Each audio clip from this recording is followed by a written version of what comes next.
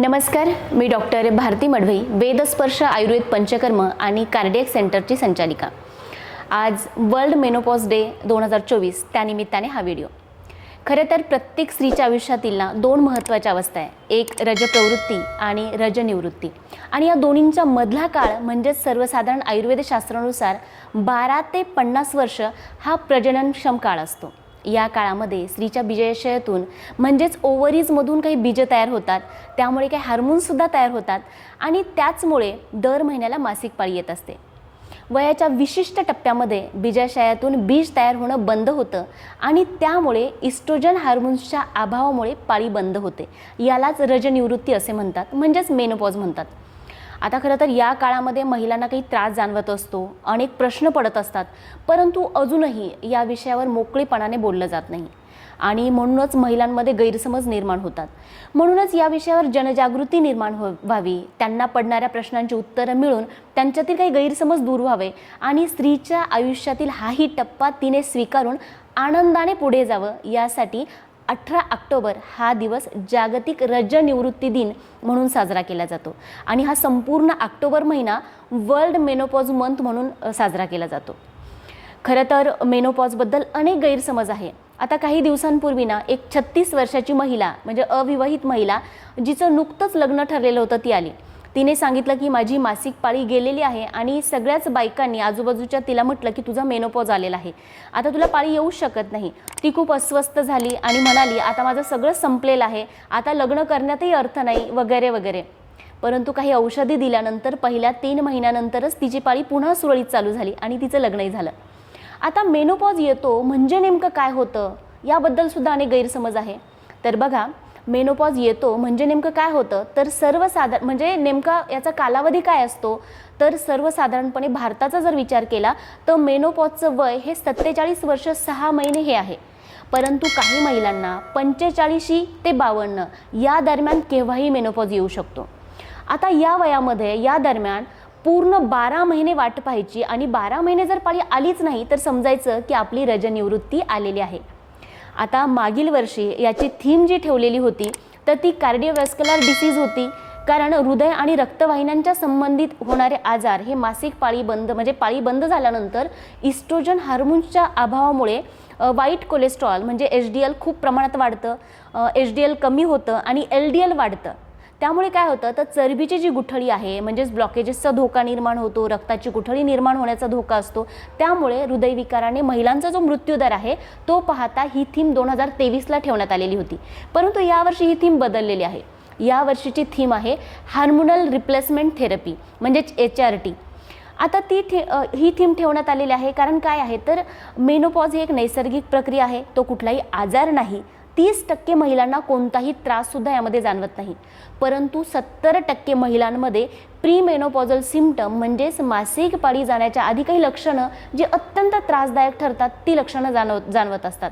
मग ती कमी करण्यासाठी आणि त्याच्याबद्दल जागरूकता निर्माण व्हावी यासाठी HRT ही थीम यावेळेस ठेवण्यात आलेली आहे।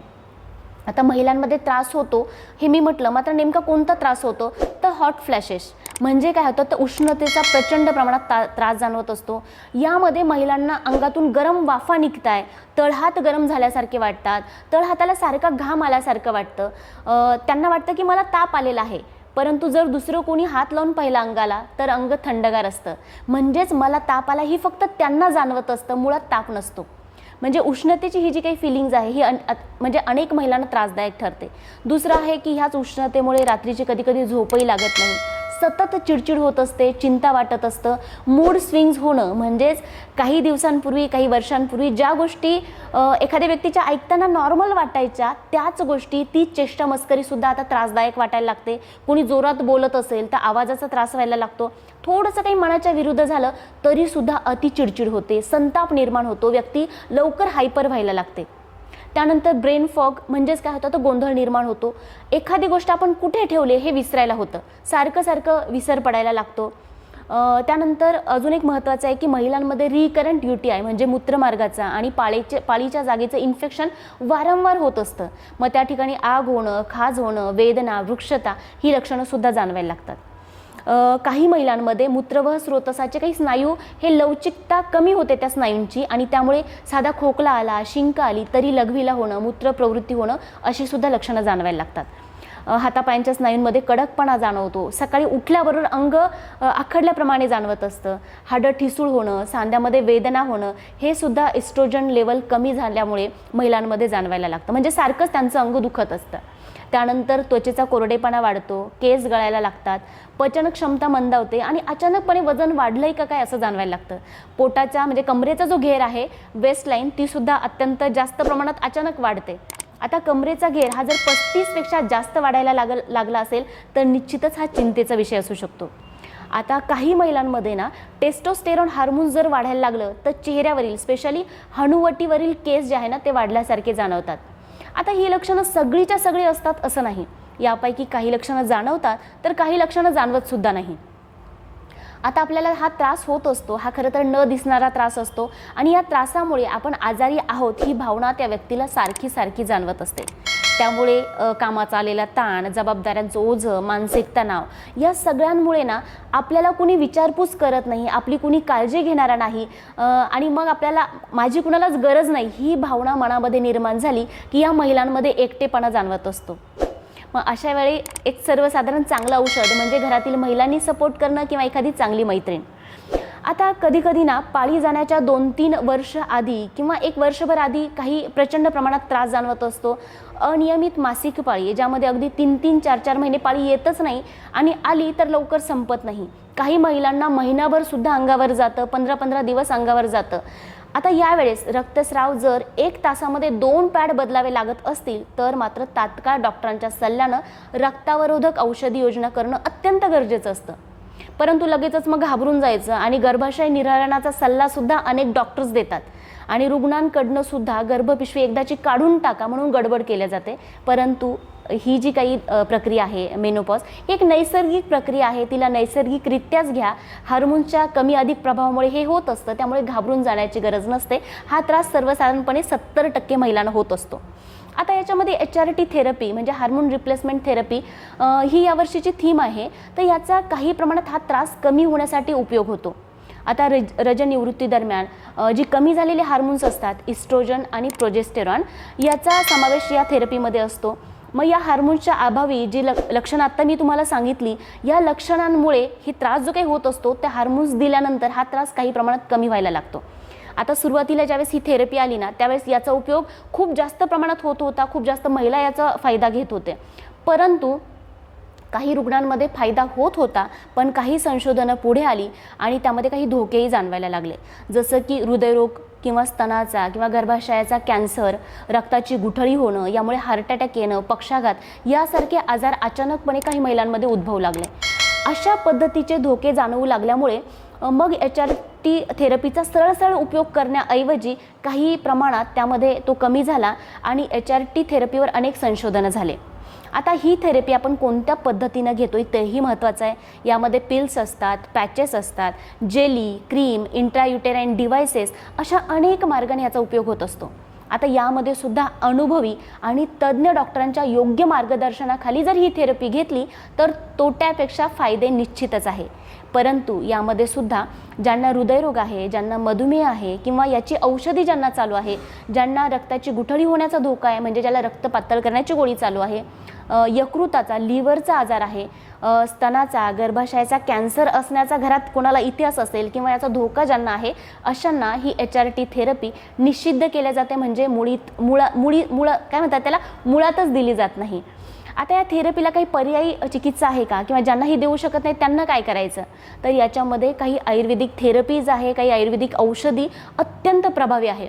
अगदी यामध्ये वनमेथिका नावाची जी औषधी आहे जी आपल्याला घरामध्ये किंवा जंगलामध्ये शेतामध्ये भेटते, त्यानंतर इंडियन जिन्सिंग म्हणजेच अश्वगंधा, त्यानंतर काळे कोहोश ज्याला इंडियन स्नेक रूट असं आपण ज्याला म्हणतो, त्यानंतर शतावरी, अहळीव आणि जवस अशी जी औषधे याची योग्य मात्रा जर दररोजच्या दररोज घेतली तर ही लक्षणं पूर्णपणे कमी होऊ शकतात, बऱ्याच अंशी आरामसुद्धा मिळू शकतो. आता मेन काय करायचं ह्या वयामध्ये ना संतुलित आहार अत्यंत गरजेचा असतो. या वयामध्ये अतिरिक्त चरबी असणारे जे पदार्थ आहे तर ते खरं तर कमी करायला हवे, व्यायाम वाढवायला हवा. कॅफिनयुक्त पदार्थ या वयात पाहण्यात येतं की खूप जास्त चहा आणि कॉफीचं प्रमाण जे काही आहे ना महिलांमध्ये खूप जास्त घेत असतात, तर त्याला कुठेतरी कंट्रोल करायला हवं. योग्य प्रमाणात कॅफिनयुक्त पदार्थ घ्यायला हवे. सैंधव मिठासारख्या छोट्या मोठ्या गोष्टी आहारामध्ये आपल्याला बदल करणं गरजेचं असतं. याचा आपल्याला निश्चितच फायदा होत असतो. आता दररोज कमीत कमी 30 मिनिटे चालण्याचा व्यायाम जर केला तर आपल्या आनंदाचे जे हार्मोन्स आहे तर ते हार्मोन्स सिक्रेट होत असतात आणि तणाव जो काही आहे, ब्रेन फॉग म्हणा किंवा मानसिक तणाव जो काही आहे तो निश्चितच कमी होऊन नैसर्गिक वेदनाशामक सुद्धाही हा व्यायाम असू शकतो.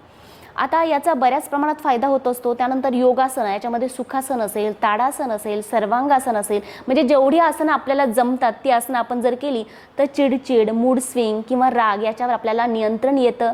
त्यासोबतच काही व्यायामाने पोट, कमरेचे स्नायू मजबूत होऊन सांधेदुखी किंवा स्नायूंमध्ये वेदना हे त्रास जो कमी होत असतो. हार्मोन्स बॅलन्स व्हायला सुद्धा मदत होत असते आणि मनशांती मिळत असते. सोबतच पंचकर्म थेरपीतील विरेचन चिकित्सा अत्यंत प्रभावी ठरते. आता यामध्ये सुद्धा काही विशिष्ट अशा औषधींचा जर उपयोग केलेला असेल तर ती 100% प्रभावी ठरते.